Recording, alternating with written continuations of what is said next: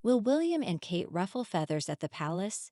The Prince and Princess of Wales's bold decision to appoint a CEO may prove a smart move. When it comes to job postings, this one is quite unique. Prospective candidates are expected to possess experience, an impressive track record, and a wealth of emotional intelligence. However, they should also be notably humble, capable of leading as a servant, prioritizing staff and the greater good, and uphold values like humility, duty, service, empathy, and compassion. It's an ambitious checklist, but it's the one that the Prince and Princess of Wales are determined to fulfill as they embark on the search for their first Chief Executive Officer, CEO. To assist in this task, they've enlisted the services of a prominent global leadership agency, Odgers Berndsen, presumably for a substantial commission, as is customary for major headhunters, who typically charge a third of the candidate's first-year salary as their fee. It's nearly impossible to overstate just how groundbreaking William and Kate's decision is to bring in a real-world executive to oversee their operations at Kensington Palace. Traditional royal households have senior executives with historic titles like Lord Chamberlain, effectively the CEO of Buckingham Palace, and Master of the Household.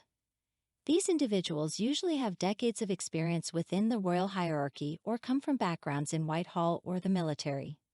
It's been humorously suggested, albeit with tongue-in-cheek, that the palace still operates with Windows 1066.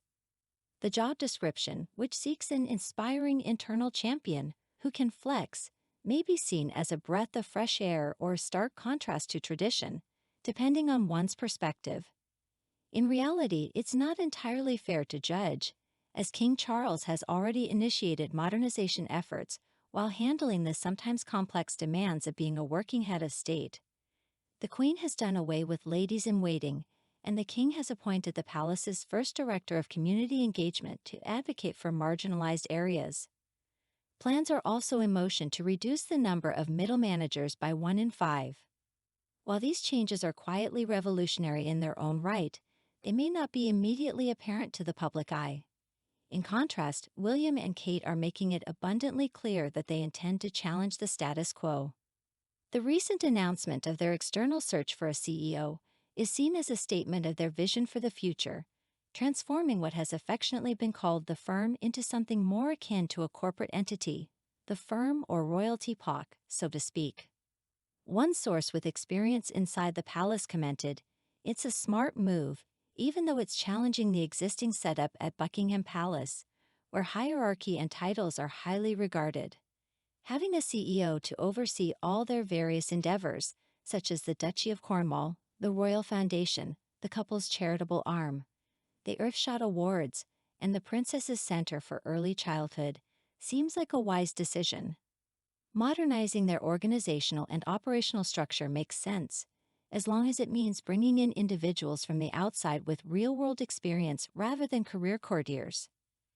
However, this bold move inevitably challenges the established order, and how it will be received at Buckingham Palace remains to be seen. A well-placed insider dryly remarked, "Oh yes, I've heard about this interesting plan," suggesting that not everyone is comfortable with the corporatization of the royal court. Certainly, the announcement caught many by surprise, indicating that family communications might still have room for improvement. While there is pride in how William has stepped into his new role, some have been less receptive to his occasional my way or the highway approach. Questions are even being raised about whether there is a bit of excitement in the Team Wales camp now, that William has more autonomy in managing the £650 million Duchy of Cornwall estate, which funds the heir to the throne. This new position means he no longer needs to seek Charles' approval for financial matters or management decisions.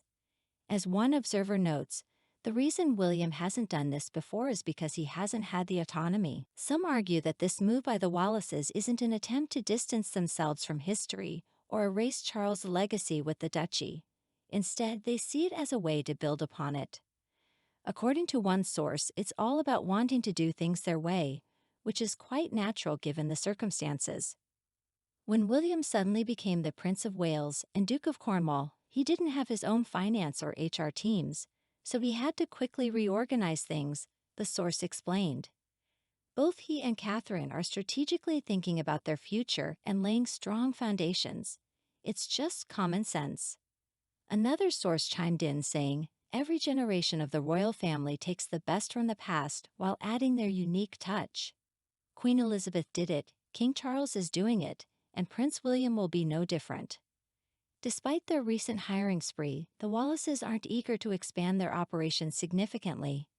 The CEO job listing suggests leading a team of around 60, which might seem relatively small given their previous hires for various projects, including social media experts.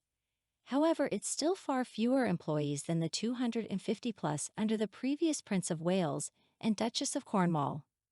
According to one source, William and Catherine prefer a hands-on approach and enjoy a close-knit office environment where they know everyone by name. They are familiar with their partners, their children, and they don't mind if people bring their dogs to work. It's surprisingly informal, the source said. Another source added, it's always been a small, tight-knit team, and I don't think that will change significantly. This past year has been a big step up, and while they need a new business model, they don't want to lose the unique atmosphere. As for whether this atmosphere could transfer to Buckingham Palace, those in the know believe, or perhaps hope, that the Wallaces won't make drastic changes. They understand the importance of being relatable, but they also recognize the need for something special about the monarchy to justify its existence. There's a lot of contemplation about the future, and William is already seriously exploring how to do things differently.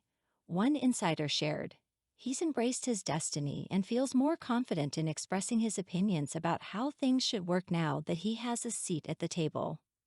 Another source mentioned that William has always been cautious about the infighting that has historically plagued the palace. This might explain why the CEO's role includes responsibilities like developing a long-term strategy and fostering a professional and collaborative culture within the household. When I playfully inquired about potential candidates for this challenging role, Kensington Palace responded coyly, stating that they don't comment on staffing matters.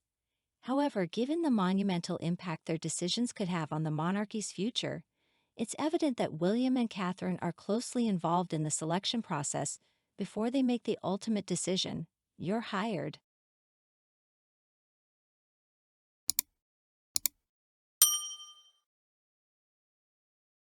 Dear friend, if you like everything new about the royal family and don't want to miss all the novelties, subscribe to our channel and like it. By doing so, you take part in our development. We work for you.